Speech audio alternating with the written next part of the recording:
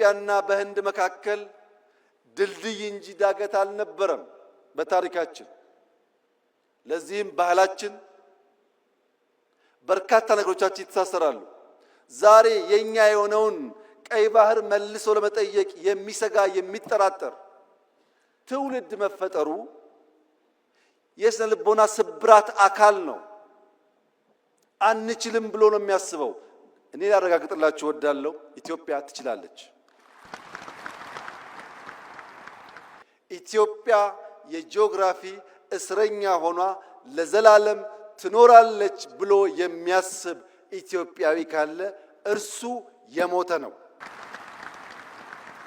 ሰላም ታስቀድማለች፣ ደህንነትን ትፋለማለች፣ መውጫ መግቢያ በሯን ታበጃለች።